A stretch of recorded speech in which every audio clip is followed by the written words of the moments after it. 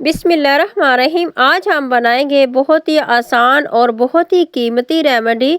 अक्सर सर्दी के मौसम में बच्चे बूढ़े जवान सभी परेशान होते हैं। नज़ला ज़ुकाम खांसी फ्लू या फिर सीने में जकड़न हो या सीने की ठंड हो, तो आपकी परेशानी का हल इस नुस्खे में है। बहुत ही नायाब और कीमती है। बिस्मिल्लाहिर्रहमानिर्रहीम। आप जहाँ भी रहें खुश रहें, आबाद रहें और हंसते मुस्कुराते रहें। तो सर्दी के इस मौसम में नज़ला ज़ुकाम फ्लू से आप परेशान होते, सीने की ठंड, सीने में जकड़न हो, तो आज का नुस्खा आपके लिए बहुत ही कीमती है। आप इसे एक मरतबा बनाकर रख लेंगे तो इंशाल्लाह ताला पूरी सर्दी का सीज़न आप हैप्पी और हेल्दी से गुजारेंगे। तो आपने वीडियो में दिए एक एक स्टेप को फॉलो करना है ताकि आपसे कोई भी मिस्टेक ना हो। तो जल्दी से हम बनाना शुरू करते हैं। बिस्मिल्लाहिर्रहमानिर्रहीम। बहुत ही नायाब नुस्खा बनाने के लिए यहाँ पर हमें अदरक चाहिए होगी। तो यहाँ पर मैंने आधा पाव अदरक ली है, यानी कि 125 ग्राम। तो ये रेमेडी बनाने के लिए अदरक बहुत ही बेहतरीन चीज़ है इस नुस्खे के लिए। तो सबसे पहले हमने अदरक को रोस्ट करना है।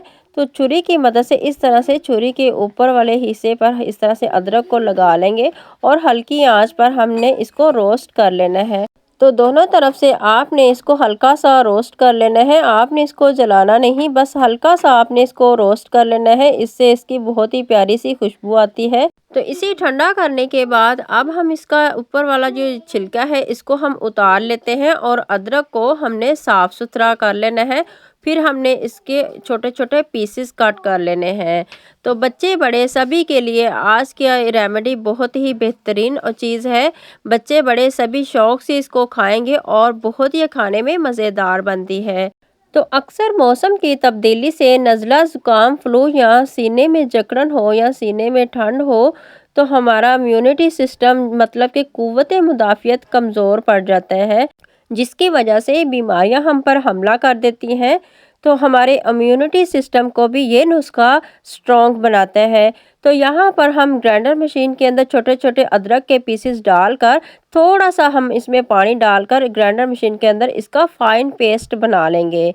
तो यहाँ पर मैंने एक पैन लिया है, चूल्हे को मैंने ऑन कर दिया है हल्की आंच पर। अब हमने इसको पकाना है। तो यहाँ पर हमने 1 कप गुड़ लिया है।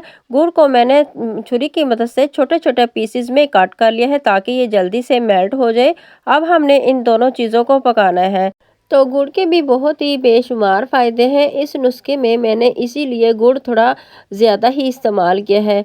आपके गले में सूजन हो या फिर आपको ज़्यादा खांसी आ रही हो, यहाँ पर हमने दोनों चीज़ों को पका लेना है। आप देख सकते हैं कि गुड़ ने भी अपना पानी छोड़ दिया है और जो हमने अदरक में थोड़ा सा पानी डाला है वो भी। तो अब हमने यहाँ पर इन हल्की आंच पर इन दोनों चीज़ों को पका लेना है ताकि इसका पानी अच्छे से ड्राई हो जाए। आंच को आपने लो ही रखना है ताकि ये दोनों चीज़ें जल ना जाएं। तो लो आंच पर आपने इसको पकाना है। तो जैसे ही पानी ड्राई हो जाएगा फिर हम इसमें 1/4 चम्मच डाल देते हैं दालचीनी का पाउडर। ये बहुत ही मुफीद है सर्दी के इस मौसम के लिए।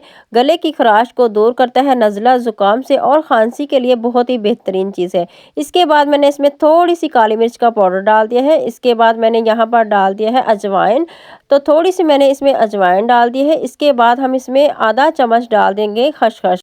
तो काली मिर्च के भी बहुत ही फ़ायदे हैं। काली मिर्च खांसी को रोकती है और गले में सूजन हो, खराश हो, इसको ख़त्म करती है। और अजवाइन के ये छोटे नन्हे मुन्ने से दाने बहुत ही नायाब है, बहुत ही ये कीमती है।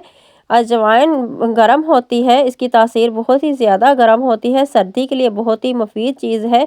तो हल्की आंच पर अब हमने इसको इतना सा पकाना है कि ये पैन को छोड़ दे। तो यहाँ पर देखिए मैंने इसको पका लिया और इसका पानी ड्राई हो चुके हैं और आप देख सकते हैं गुड़ ने पैन को छोड़ना शुरू कर दिया है। तो इस तरह से आप इस रेमेडी को बना लेंगे तो इंशाल्लाह ताला पूरी सर्दी आप इसे इस्तेमाल कर सकते हैं। तो यहाँ पर मैं इसमें बारीक कटी हुई किशमिश डाल देती हूँ।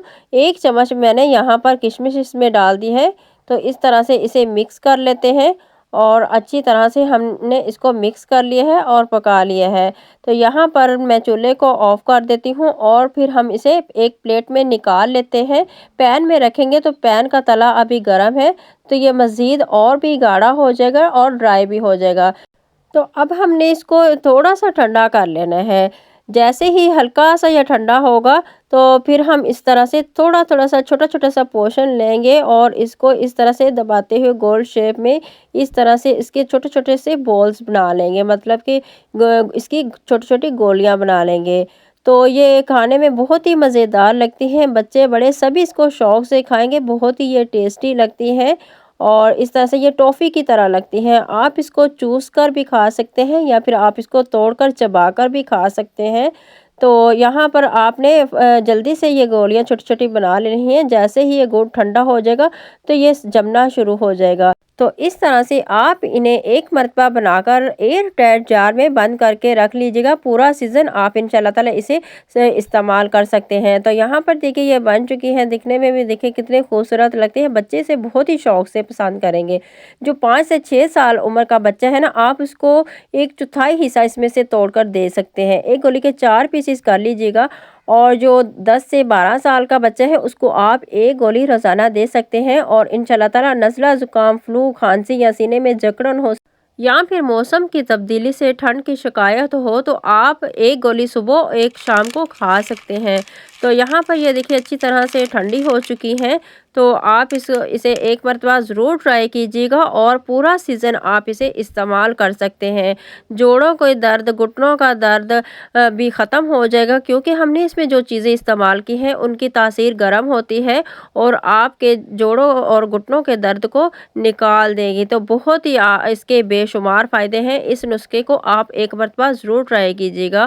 तो मैं उम्मीद करती हूँ आज की भी वीडियो आपको बहुत ही पसंद आई होगी। वीडियो को आपने ज़्यादा से ज़्यादा लाइक और शेयर ज़रूर करना है। तो अगर आप अभी तक आपने मेरे चैनल को सब्सक्राइब नहीं किया तो प्लीज़ मेरे चैनल को ज़रूर सब्सक्राइब कर लिया करें। ये आपकी तरफ से हमें एक इनाम होता है और हौसला अफजाई मिलती है। और साथ ही बेल आइकन को प्रेस करना मत भूलिएगा। नेक्स्ट रेसिपी तक मुझे दें इजाज़त। आप जहाँ भी रहें खुश रहें, आबाद रहें, मुझे अपनी दुआ में याद रखिएगा। तब तक के लिए अल्लाह हाफिज़।